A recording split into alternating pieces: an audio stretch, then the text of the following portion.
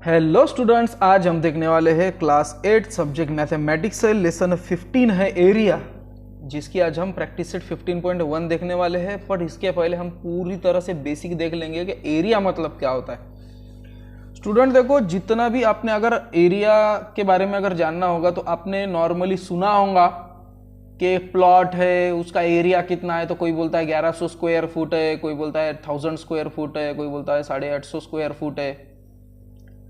ठीक है, इतना कहते हैं। दूसरी बात, सीधी सीधी बात में अगर सीधी सीधी लैंग्वेज में अगर समझना है तो एरिया मतलब कोई भी एक क्लोज शेप होगा।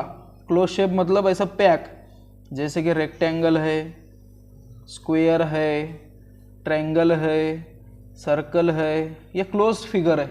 इनको क्लोज फिगर कहते हैं क्योंकि यहाँ से अगर कोई चीज़ अंदर है तो बाहर नहीं जा सकती, बाहर चीज़ है तो अंदर नहीं आ सकती, उसको क्लोज फिगर कहा जाता है। और इनका जो इस कॉर्नर से अगर हम घूम कर वापस ये बॉर्डर से अगर इस जगह पर आ जाए तो ये होता है पेरीमीटर। और अगर इसको पूरी तरह से कलर करना होगा तो ये है, ये जितना भी पोर्शन है उसको कहते हैं एरिया। ये है एरिया, आया समझ में? ये है इसका एरिया, ये इसका एरिया, और ये है इस सर्कल का एरिया, ये है इनका एरिया। अब अगर आपके घर में फ्लोर है और उस पर टाइल्स लगाने हैं तो आपको उसका क्या पता होना चाहिए? एरिया। ठीक है, तो पूरे फ्लोर का एरिया और एक टाइल का एरिया अगर आप निकाल लिए तो इसको डिवाइड करें, इसके एरिया से इसका एरिया अगर आपने डिवाइड किया तो कितने टाइल्स लग सकते हैं ये आपको पता हो सकता है। ठीक है, तो ये तो ज़्यादा डीप में बात होगी, हमें अभी दूसरा टॉपिक देखना है। उसके बाद स्टूडेंट, एरिया ये नॉर्मली कभी भी मल्टीप्लाई से ही ज़्यादातर आता है, इसलिए इनको हम कभी भी स्क्वायर में डिनोट करते हैं क्योंकि कितने स्क्वायर बैठ सकते हैं यही निकालते हैं हम नॉर्मली। सो इसलिए उसको स्क्वायर सेंटीमीटर बोलो, स्क्वायर मीटर बोलो, स्क्वायर किलोमीटर या तो स्क्वायर यूनिट, क्योंकि ये स्क्वायर्स के अंदर ही मेजर किया जाता है। उसके बाद आपको ये बताकर होगा, आपको पहले से ही पता होगा कि एरिया ऑफ स्क्वायर है साइड स्क्वायर, इसका फॉर्मूला है। Area of right angle triangle है half into product of sides making right angle, यानी कि base into height. Area of rectangle है लेंथ इंटू ब्रेड्थ, और एरिया ऑफ ट्रायंगल है 1/2 यानी कि हाफ बेस इंटू हाइट। ये हमको पता है, ये रिकॉल में दिया गया, इसका मतलब ये हमको 7th स्टैंडर्ड में ही हो गया होगा। ओके, उसके बाद इस स्टैंडर्ड में नया कंसेप्ट है हमारे पास, एरिया ऑफ पैरेललोग्राम। देखो स्टूडेंट, सबसे पहले तो हम समझेंगे कि पैरेललोग्राम मतलब क्या है। पैरेललोग्राम मतलब एक रेक्टेंगल है जो थोड़ा सा मुड़ गया है। ठीक है, यानी कि एक रेक्टेंगल के शेप का ऐसी फिगर है और वो सपोज यहां से किसी ने तो भी धक्का मारा उसको, और धक्का मारने के बाद ये ऊपर का इधर सरक गया और ये ऐसे टेढ़ा हो गया, तो ये है ओरिजिनल पैरेललोग्राम, ये वाला। ठीक है, तो ये है पैरेललोग्राम। ओके, तो इसको पैरेललोग्राम कहते हैं। ठीक है, इसमें एक बात हमको ध्यान रखनी चाहिए कि अपोजिट साइड इक्वल और पैरेलल होते हैं। सो ये साइड सपोज 8 सेंटीमीटर की होगी तो ये भी 8 सेंटीमीटर की, ये अगर 5 सेंटीमीटर की होगी तो ये भी 5 सेंटीमीटर की। अपोजिट साइड इक्वल भी रहते और पैरेलल भी रहते, इसलिए इसको पैरेललोग्राम इसके नाम में ही है। ओके, अब पैरेललोग्राम का एरिया कैसे निकाले? तो स्टूडेंट देखो, ये पैरेललोग्राम मैंने लिया है। ओके, है ना, पैरेललोग्राम दिख रहा है। ये पैरेललोग्राम की मैंने एक हाइट निकाली है, और अगर इस हाइट को मैं कट कर दूं, ठीक है, समझ में आ रहा होगा। देखो मैं अब कट करने जा रहा हूं, ये हाइट है, और ये हाइट से अगर मैं इसको कट कर दूं तो चलो इसको कट करने का टाइम आ चुका है। ये हो गया कट। ठीक है, ये ट्रायंगल अगर मैं यहां पर लेकर जाऊं ना, तो ये यहां पर अगर मैंने चिपका दिया, इसको स्टिक कर दिया, तो ये आपको क्या दिखेगा? एक रेक्टेंगल दिखेगा। दिख रहा है कि नहीं? है ना? और ये हो गया वो रेक्टेंगल, और रेक्टेंगल का एरिया क्या है? लेंथ इंटू ब्रेड्थ, इसलिए पैरेललोग्राम का भी फॉर्मूला है लेंथ इंटू ब्रेड्थ। दूसरी प्रॉब्लम है कि लेंथ इंटू ब्रेड्थ में इसमें पता कैसे चलेगा? ये तो रेक्टेंगल है ही नहीं, ये बन रहा है सिर्फ, है नहीं ओरिजिनली। ओरिजिनली तो ये है वो, है ना। इसलिए इसमें फॉर्मूला में लिया जाता है, ये जो लेंथ है इसको हाइट कहेंगे हम,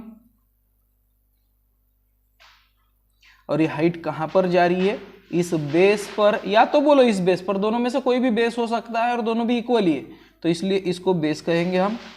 सो बेस इनटू हाइट, ये फॉर्मूला है इसके एरिया का।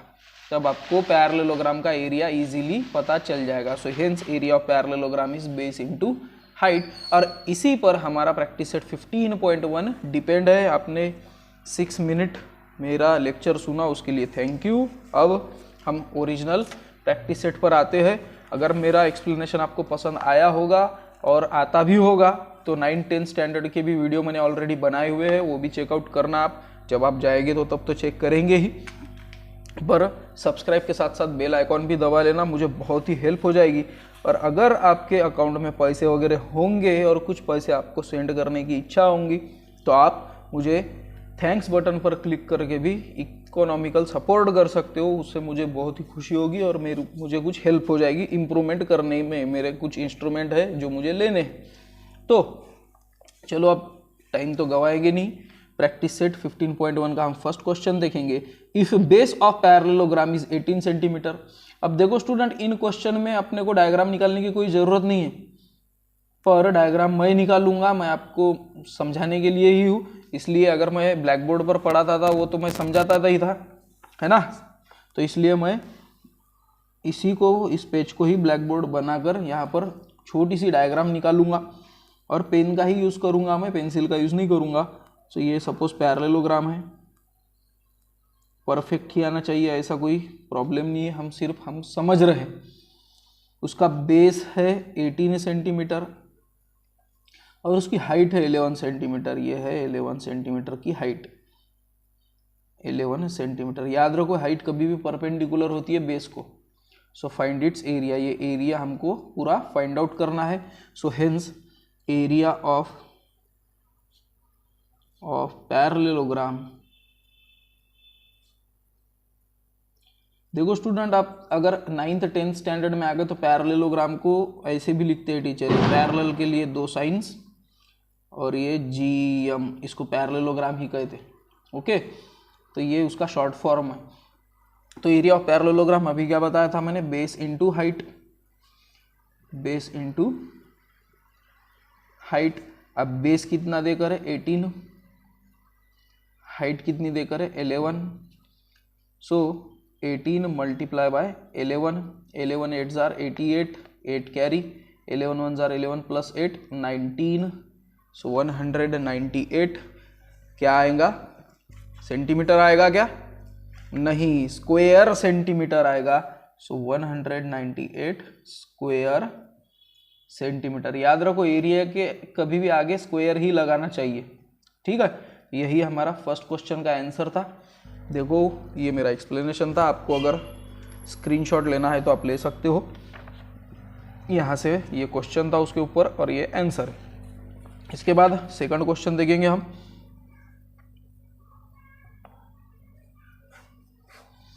Area of parallelogram is 29.6 square centimetre. फिर से पैरेललोग्राम की ही बात चल रही है। ये बेस है, ये हाइट है, ठीक है। सो 29.6 स्क्वायर सेंटीमीटर, इतना एरिया इसलिए बीच में लिख दिया। बेस है उसका 8 सेंटीमीटर, ये है बेस। तो हाइट कितनी है वो पूछी गई है। सो फिर से area of parallelogram is equals to base into height, ठीक है, base into height. Area of parallelogram देकर है 29.6। So 29.6 is equals to base 8 देकर है और हाइट देकर नहीं है और हाइट ही पूछी गई है। So hence height is equals to, इधर क्या था 29.6 और ये देखो हाइट मैंने लिखा, ये 8 इधर मल्टीप्लाई है, ये 8 इधर जाने के बाद क्या हो जाएगा डिवाइड, ठीक है।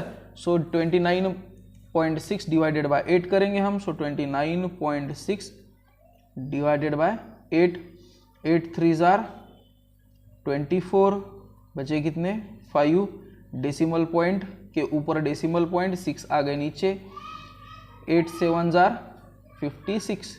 सो 56 में से 56 माइनस करें तो 0 ही बचेगा। सो 3.7 उसका आंसर आ गया है। So height is equals to 3.7। Base देकर था सेंटीमीटर में, इसलिए हाइट भी सेंटीमीटर में ही रहेगी। सो वही हमारा आंसर होना चाहिए। देखो स्टूडेंट, ये था हमारा क्वेश्चन 2 का आंसर, ये है क्वेश्चन 2 ऊपर में। ओके, इसका भी स्क्रीनशॉट अगर लेना है तो ले सकते हो। उसके बाद क्वेश्चन 3 और लास्ट क्वेश्चन है हमारे प्रैक्टिस सेट का। एरिया ऑफ पैरेललोग्राम देकर है, फिर से मैं पैरेललोग्राम निकाल कर बता ही देता हूँ। ये है पैरेललोग्राम, ये है उसकी हाइट। सो एरिया है इसका 83.2 स्क्वायर सेंटीमीटर है और हाइट है 6.4, ये है 6.4 सेंटीमीटर की हाइट। तो बेस पूछा गया है, ठीक है, एक्स लिखो या क्वेश्चन मार्क लिखो। तो फिर से एरिया ऑफ पैरेललोग्राम, क्या है area of parallelogram? Base into height, याद रखो, base into height. So area देकर है 83.2, बेस देकर नहीं है तो बेस जैसे कि वैसे ही लिखता हूं मैं, इनटू हाइट कितनी है 6.4 स्क्वायर सेंटीमीटर। उसके बाद में बेस जैसे कि वैसे ही रखूंगा मैं, इधर बेस 83.2 भी जैसे कि वैसे रखूंगा मैं। ये जो 6.4 है इधर मल्टीप्लाई है, इधर जाने के बाद क्या हो जाएगा, अपने आप ही डिवाइड हो जाएगा ना। सो डिवाइड में आ गया वो। अब देखो स्टूडेंट, डेसिमल पॉइंट वाला जो कैलकुलेशन है ना, वो कभी भी दिमाग खाता है, सीधी सीधी बात है ना, तकलीफ देता है ना वो, तो उसको गायब कर दो ना। समझ में आ रहा है क्या? जो चीज़ तकलीफ देती है गायब कर दो, कोई प्रॉब्लम नहीं है। और गायब कैसे करेंगे? जब ये डेसिमल पॉइंट होगा तो अगर मैंने यहाँ पर मल्टीप्लाई बाय 10 किया तो ये डेसिमल पॉइंट गायब हो जाएगा ना। समझ में आ रहा है? 83.2 मल्टीप्लाई बाय 10 832। तो ऊपर मल्टीप्लाई बाय 10 किया तो मुझे नीचे भी मल्टीप्लाई बाय 10 करना ही पड़ेगा। समझ में आ रहा है क्या? जब कोई फ्रैक्शन देता है आपको, कोई फ्रैक्शन है, अगर आपने ऊपर न्यूमरेटर से कोई नंबर से डिवाइड किया तो डिनोमिनेटर को भी वही नंबर से डिवाइड करना। न्यूमरेटर को कोई नंबर से मल्टीप्लाई किया तो डिनोमिनेटर को भी वही सेम नंबर से ही मल्टीप्लाई आपको करना पड़ेगा। यानी कि मेन जो क्वेश्चन था हमारा, मेन जो फ्रैक्शन था, उसको धक्का नहीं लगना चाहिए, कोई हमारा आंसर वगैरह बदलना नहीं चाहिए। सो ये 83.2 मल्टीप्लाई बाय 10 हो गया 832 और डिवाइडेड बाय 6.4 इंटू 10 क्या हो गया 64। सो ये है हमारा बेस। इधर लिखो या इधर लिखो, कोई प्रॉब्लम नहीं। सो बेस, ठीक है। अब 8 से डिवाइड होता है शायद, सो इसलिए 8 से मैं डिवाइड करूंगा। सो 8 8 जार 64, इसका तो आंसर सीधा सीधा 8 आ गया। देखो 8 8 जार 64 है। अब 832 डिवाइडेड बाय 8, सो 104 आना चाहिए ये, फिर भी मैं देख लूंगा कि 832 divided by 8। So 8 1 jar 8, 8 minus 8 0, नीचे आए 3, 8 0 0, एक एक ही नंबर नीचे आएगा, ये याद रखो। 2 आया नीचे,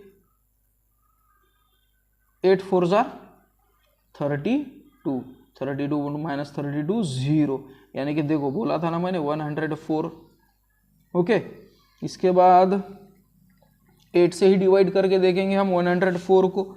सो 104 डिवाइडेड बाय 8, 8 1 जार 8, बचे 2, नीचे आए 4, 8 3 जार 24, 24 माइनस 24 0।